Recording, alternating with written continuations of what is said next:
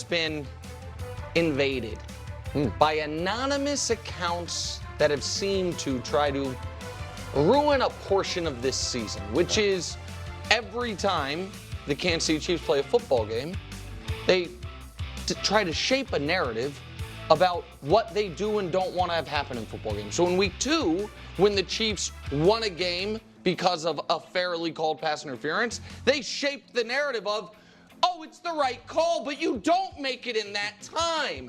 And then in week 3, when the Chiefs won a game in part because a late pass interference was not called, they shaped the narrative of, oh, they would have lost, and they were supposed to make the call in that time, which has made, listen, most people have jobs, they have families, they can't be watching all games all the time. They're like, man, all these crazy calls at the end of games sure seem to only happen in Chiefs games. What if I were to tell you the leading candidate for MVP and the leading candidate for Offensive Rookie of the Year, if they had these terrible Twitter accounts scouring their every possession, they'd be dealing with the same thing. Hey, Josh Allen, you're 3-0. I know. Are you really? Because alert. this is how week 1 ended. Back Up to back. 6 with plenty of time. The most blatant pass interference of the season. He tackles him. Does anybody even remember that? Is that ever discussed? No, of course not. What about Jaden Daniels? When Joey Cool's trying to save his season critical 2-point conversion. Oh, nobody cares. It gets lost to the histories. So here's what I would propose, Ref Twitter, because you don't actually like football. You just like these checks from Elon every 6 weeks so you get engagements. Stop it. You're ruining the game. And you are convincing people the fix is in. It's because of Taylor Swift, all of it. And it's making otherwise smart people dumb. So it's not worth the $46 a month you get from Twitter for the views. Just quit it and let us all watch the games. Tackle the guy in the end zone. Which one? Which one are we talking about? Falcons game. What about those? Don't know. I had the Cardinals upsetting the Bills. I remember there's 2 pass interferences back to back. So is it possible that the actual story is refs miss a lot of calls and not the fixes in for Kansas City? I don't know what's happening. I look, Nick, you know this. Heavy is the head that wears the crown. They don't even wear the crown. The Bills are the best team in the league. Josh Allen's the MVP. That's what everybody tells me. Stop whining! Heavy is the head that wears the crown. I like this new attitude on the Bud list. The Bills fans, the Bengals fans would love to trade places with you and be the 2-time defending champs and take the Twitter criticism. That's all I'm saying. Do we all yell it during it, or should I just kindly, Travis Kelce, catch the ball? You know I got energy now. Drop the job. Travis Kelce hasn't had a super productive first 3 games. Mahomes said it's not a big deal. Defenses are respecting him. Rashee Rice is getting open. Greg said that's developing important rapport. But Jason Kelce had a nice heartfelt moment on the New Heights podcast inspiring Travis. Take a listen. There ain't nobody that I've ever played sports with and nobody that anybody's ever been on a team with that has loved being out there with Trav more. And I know it's frustrating for me to watch and have to listen to, but I can't wait. And we don't got to put that in there, but I just can't wait. I can't wait for it to turn. Okay, emotional moment. These guys are always about No, I to cry. realize like the 3-0.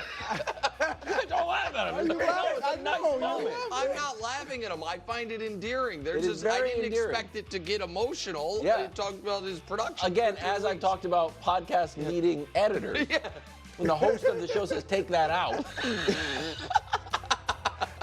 and you're not live, you probably cut that. But it was good and it was heartfelt. And I do think that Travis is going to break out against the Chargers. The question I have is Mahomes going to force the issue a little bit?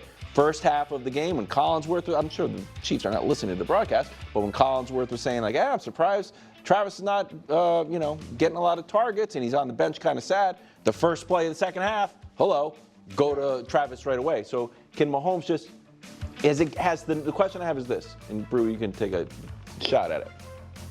Has the noise reached the level where Mahomes is going to be like, you know what? I can just solve this by throwing the ball 10 times. We're going against a Chargers team that is playing great defense but is a little bit banged up. So do you think Mahomes is going to say, I'm ready to dead this narrative right now. I'm going to feed Travis? I think that's a great question because obviously Mahomes is just trying to do what's best for the team.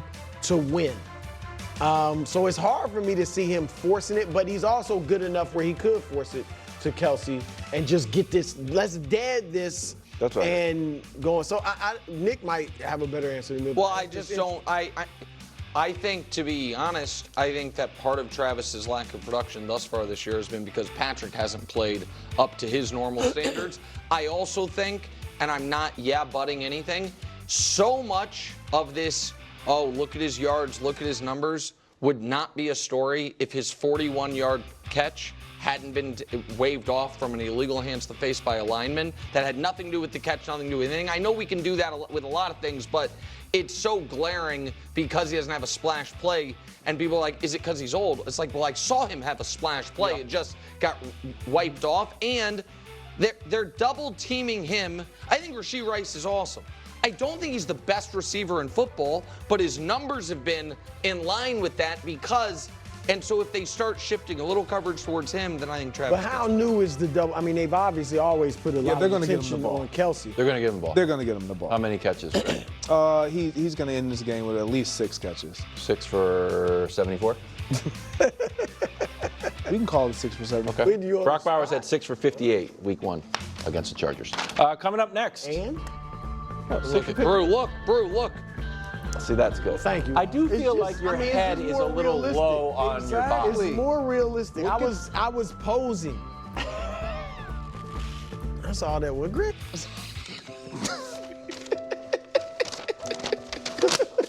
Dear Wilds, love the show. I thank you. Just do it. Be a good teammate. Sincerely, Ryan and Brian. Kind of an esoteric thing from Ryan and Brian, but I understand. There you go. That's really me. That is really me. I spent 30 minutes posing for these pictures. Why? Greg, does it take 30 minutes to pose like that? Clearly. I mean, you really want that to be you, huh, Brew? What, is that below your standards, Greg? Yeah, that's. Oh, to Greg. That's Greg doesn't like the Everybody's not a bodybuilder. Wow. Greg also loves cowboy brews, so he's not. I like that. That's the real cowboy. Thank you, Wow. All right, at number 3, Patrick Mahomes. I don't know if this is a Bud List debut or not. Get the board. But it's rare. Well, I'm doing this. Nick asked me yesterday, put a Chief on the Bud List for motivation. I'm doing it for that reason, and I felt bad for yelling at him yesterday. So I'm putting Mahomes on there. Again, this is just major motivation. I mean, you are 3-0, right? You're beating 2, maybe 3 teams that we all think will be pretty good in the league. So, you know, you're doing okay. But you said yourself, you aren't happy with last season. You're not playing well. So we know you want to do more. Those of us who picked you, including myself, to win the MVP in the preseason, we want more from you and expect more. So that is why you are on this week's Bud List. Interesting numbers, 4 interceptions, Patrick, through your first 3 games. That's the most you've ever had in your first 3 games in your career.